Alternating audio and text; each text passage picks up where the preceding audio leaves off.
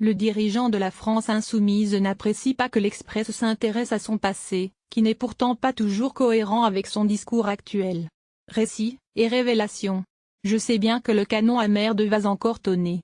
C'est dans son style fleuri habituel que, sur son blog, Jean-Luc Mélenchon a décidé le 15 novembre de répondre aux questions que l'Express tentait de lui poser depuis le 31 octobre. Pas de face-à-face, donc pas de relance possible, et une publication anticipée par rapport à la date de parution de l'article, un bon moyen d'imposer son calendrier et sa vision des faits. Plutôt une subtile imbrication d'éléments factuels et de propos insultants, simple variation, au fond, d'une tactique adoptée depuis plusieurs années déjà. En substance, les médias sont décrédibilisés? Attaquons-les. L'opinion penchera de mon côté. Quel crime a donc commis l'Express pour mériter pareil traitement et se voir menacé d'une mise en demeure par son avocate Raquel Garrido, ancienne porte-parole des Insoumis? Celui-ci avoir souhaité enquêter sur les années que le candidat à la présidentielle a passées dans le département de l'Essonne. D'y avoir recueilli des critiques et des compliments à son égard en rencontrant ses amis, mais aussi certains de ses anciens adversaires. D'avoir, enfin, sollicité un rendez-vous afin qu'il puisse défendre son bilan et répondre aux reproches qui lui sont adressés. Une démarche journalistique on ne peut plus ordinaire. L'Essonne, un moyen de peser au sein du Jean-Luc Mélenchon semble aujourd'hui très contrarié. Tel n'était pas le cas le 26 septembre 1998. En ce premier samedi d'automne, plusieurs centaines d'invités se pressent à l'hôtel du département de l'Essonne, que les socialistes viennent de reprendre à la droite. Bienvenue à la fête de la République. En amoureux transi de la Révolution, c'est le futur dirigeant de la France insoumise qui a choisi le nom et la date de cette cérémonie. Un hommage à la première République française de 1792, à laquelle il voue un véritable culte. Ce jour-là, oui, il est heureux. Tout Mélenchon, déjà, est là. L'institution départementale est avant tout chargée des routes, des collèges et de l'aide sociale. Ces dossiers-là ne le passionnent guère.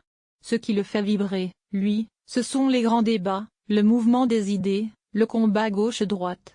Nous avons déjeuné ensemble tous les lundis pendant 2 ans, se souvient Michel Berson, alors président de l'institution.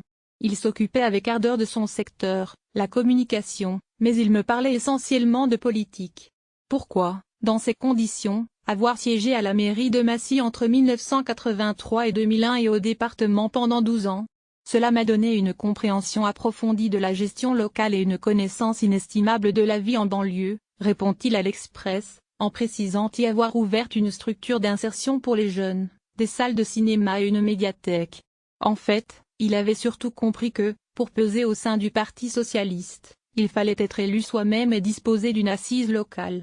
Sinon, on n'est qu'un apparatchik, décrypte l'ancienne rocardienne Marie-Noëlle Eman, qui fut longtemps sa pire ennemie à Massy, avant que les deux trublions ne se rapprochent au tournant des années 1990. En 1998, cela fait 20 ans que le futur candidat à l'élection présidentielle arpente le territoire de l'Essonne. Et, déjà, chacun est ébahi par sa maestria en matière de bataille politicienne. Lorsqu'il dirigeait la Fédération socialiste, l'une de ses astuces préférées consistait à faire durer les réunions jusqu'au petit matin. Tout le monde finissait par aller se coucher, sauf une poignée de fidèles. À partir d'une certaine heure, il était majoritaire et faisait voter ce qu'il voulait, se souvient Claude Germont, l'ancien député maire socialiste de Massy, qui fut longtemps son mentor avant que les deux hommes se brouillent. Son génie reconnu pour le contrôle des structures devient une arme redoutable lorsqu'il rejoint le Parti socialiste, en 1976. Entré au cabinet de la mairie de Massy en 1978, le voici premier fédéral de l'Essonne dès 1981, conseiller municipal en 1983, puis conseiller général, en 1985, dans un canton réputé imperdable. La consécration arrive en 1986 à 35 ans à peine, ce barbichu portant costume pied de poule et cravate en cuir rose entre au Sénat. Il jubile. C'est une gâche en or. Pendant 9 ans, t'es tranquille et tu peux faire de la politique, confie-t-il à ses amis. Un adepte du nomadisme électoral quoi qu'il en dise, l'Essonne restera toujours pour lui un moyen plus qu'une fin.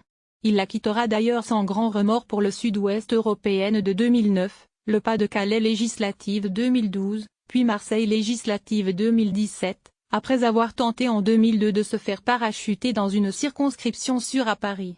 Il cédera d'autant plus aisément à ce nomadisme électoral qu'il était arrivé à